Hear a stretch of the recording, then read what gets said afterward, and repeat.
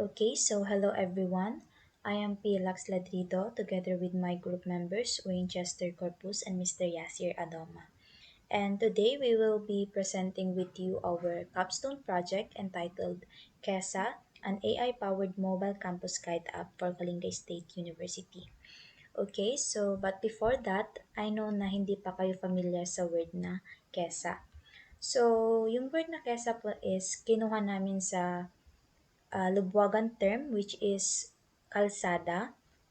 So, inadapt namin yung word na to since we are conducting a project which is campus guide. So, inadapt namin yung word na kesa which is kalsada because it perfectly connects our capstone project. Okay? So, KESA, derived from the Kalinga word for road or path, is a guide aimed to develop an advanced campus guide app system to address the limitations of the existing manual information dissemination process at Kalinga State University, such as relying to printed materials, which slows the information dissemination process because they take time to prepare, distribute, and update announcement. And of course, it is also difficult to replace when changes occur. So as a result, some students receive information late, leading to miscommunication and delays. Okay?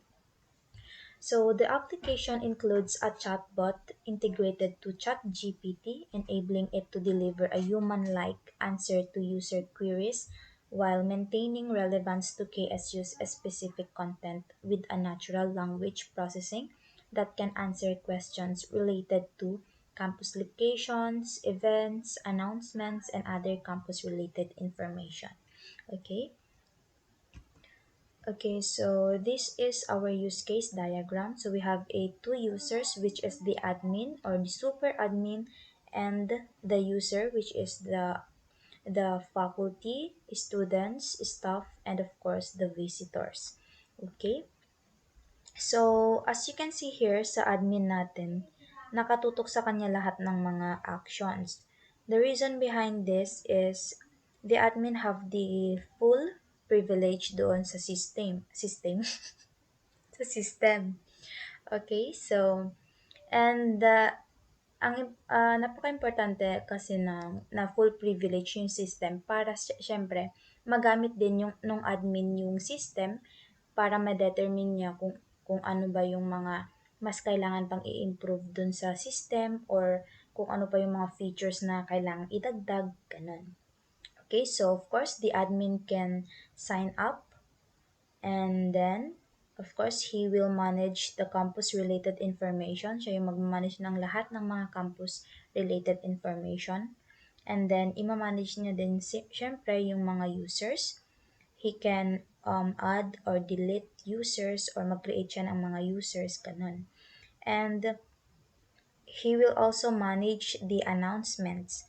Kapag may mga ipopost na mga announcements, ganyan, siya yung magmamanage o magpo-post ng mga ganun. And then of course, mga events, ganyan.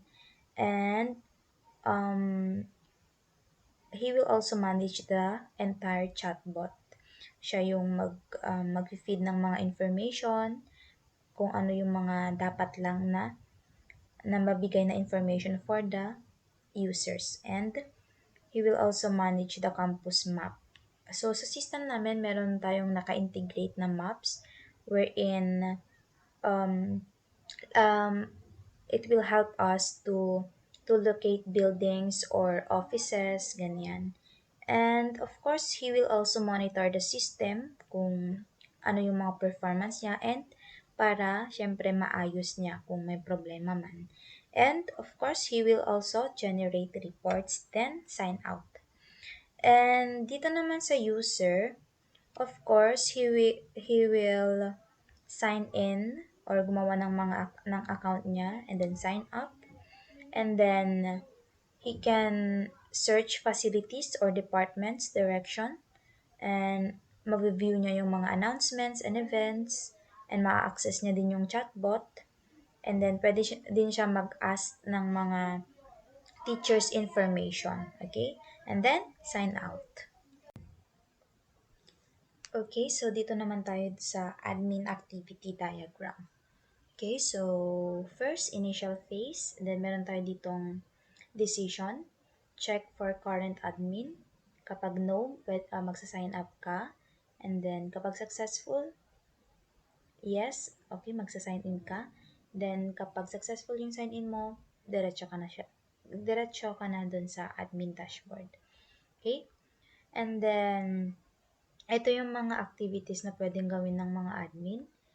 Okay, so he will manage the events, magpo-post siya. Then pwede din niyang i-edit yung event details or pwede niya ring tanggalin yung event na pinost niya. And then, of course, he will manage users. Pwede siyang mag-remove ng users.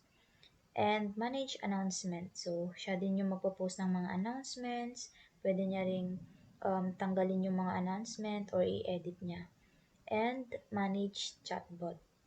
Edit niya yung frequently asked questions and siya din yung mag-feed ng mga information na pwedeng ma-access ng mga or pwedeng matanggap ng mga students. And then, siya din yung magmamanage ng campus map. Pwede niyang i-edit, pwede niyang i-edit yung mga departments of facilities, ganyan. And then, of course, imamonitor din niya yung performance ng system and mag-a-apply siya ng maintenance kung meron mang problema, ganyan. And then, reports. And then, sign out. So, yun lang yung pwedeng gawin ng admin. Kumbaga, siya yung magmamanage lahat ng content doon sa system. Okay? And then, dito naman tayo sa user's activity diagram. Okay? So, initial phase, and then, check niya kung current user ba siya. And kapag current user siya, diretso na siya sa home screen. And then, kapag hindi naman, of course, gagawa siya ng account niya. So, sign up.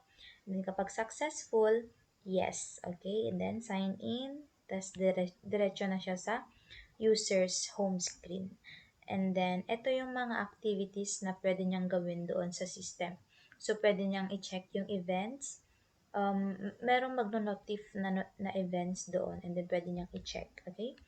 And then, makikita niya yung mga list of events, pwede niya makita, and then, yung mga details ng events. And then, pwede din niyang i-check yung mga announcements, yung list ng announcements, yung mga details ng announcement, ganyan. And then, access chatbot, makikita rin niya yung mga frequently asked questions or yung kadalasang ina-ask ng mga users. And then, start new chat. Pwede siyang mag-start, um, pwede niyang i-view yung chat history and mag-ask ng mga inquiries, ganyan. And then, of course, ma-access niya din syempre yung map. Pwede niyang makita and then pwede siyang mag-search ng mga departments or facilities and then ibibigay naman ng system ay ng chatbot yung information about dun sa department. Ituturo niya kumbaga. And then, sign out. And, so proceed naman tayo sa screenshot ng system namin. Okay? So, first, of course, makikita natin yung home screen ng user. Meron tayo ditong pagpipilian. Kung visitors, diretso siya sa dashboard ng visitors. So, mamaya papakita ko. Okay, so meron din tayo ditong sign in or sign up. Okay, so pwede kang mag-register. Ibibigay mo syempre yung username mo, yung email mo, and then password. Then after that, after ka mag-sign up, of course mag-sign in ka na. And then ito yung mga features kapag sign in ka na. Okay? Ayan. So meron tayo ditong AI chatbot. Meron din tayong campus guide, campus info hub. Okay? So, pipindutin mo lang yung get started kapag gusto mo nang Kapag pinindot mo pala yung get started, mapupunta ka dito sa chatbot niya, pinaka-chatbot. Then, meron ditong mga suggestions ng mga pwede mong tanungin, ganyan. And then, meron din ditong campus map. And pwede kang mamili kung departments or facilities lang yung isi-search mo. Then, bibigay niya yung details ng departments na yun. And then, dito naman sa events. Okay, so makikita mo rin yung events. Pwede mo siyang i-view. And ito yung drawer ng ating system. Nandito yung home niya, yung chatbot, yung campus map, yung events, yung announcements, ganyan. And then sa announcement, of course, makikita mo yung mga announcement na ipopost ng admin. And then, yan, about us, events na ulit. Okay. And then, dito naman sa dashboard ng admin. Ayan, so pwede nyo makita yung mga users. And then, ayan, user management, maps, announcement panel, events management, chatbot management, ganyan.